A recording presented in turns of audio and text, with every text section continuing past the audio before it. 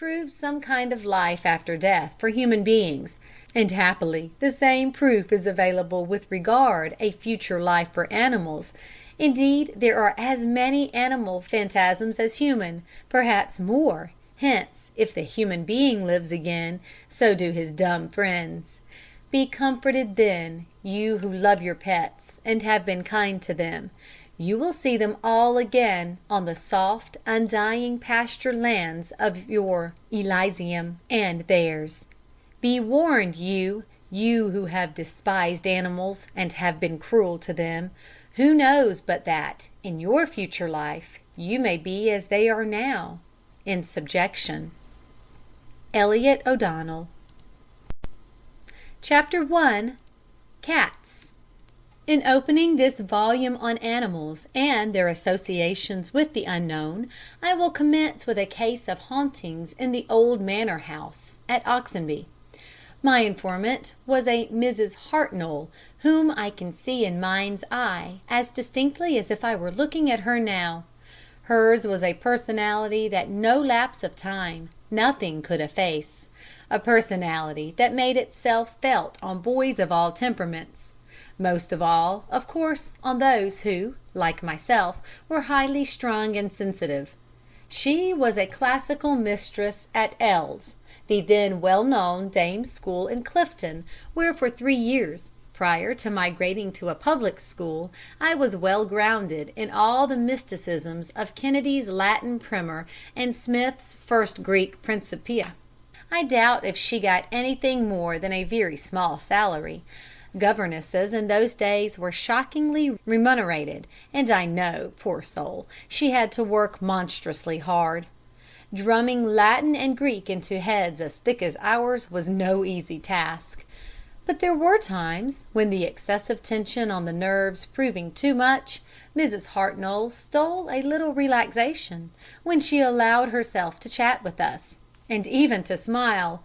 Heavens, those smiles!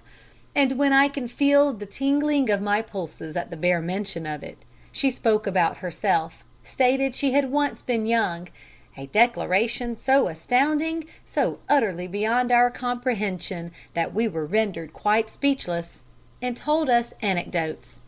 Of many of her narratives I have no recollection, but one or two, which interested me more than the rest, are almost as fresh in my mind as when recounted. The one that appealed to me most, which I have every reason to believe is absolutely true, is as follows. I give it as nearly as I can in her own somewhat stilted style. Up to the age of 19 I resided with my parents in the manor house, Oxenby. It was an old building, dating back, I believe, to the reign of Edward VI, and had originally served as residence of noble families. Built, or rather faced with split flints, and edged and buttressed with cut grey stone, it had a majestic though very gloomy appearance, and seen from afar resembled nothing so much as a huge and grotesquely decorated sarcophagus. In the centre of its frowning and menacing front was the device of a cat, constructed out of black shingles, and having white shingles for the eyes, the effect being curiously realistic, especially on moonlit nights, when anything more lifelike and sinister could scarcely have been conceived. The artist, whoever he was, had a more than human knowledge of cats. He portrayed not merely their bodies, but their souls. [Footnote: I have subsequently met several people who experienced the same phenomena in the house, which was standing a short time ago.] In style, the front of the house was somewhat castellated.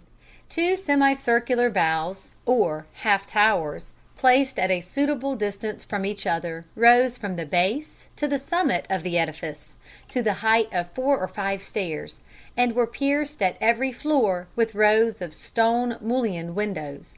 The flat wall between had larger windows, lighting the great hall, gallery, and upper apartments.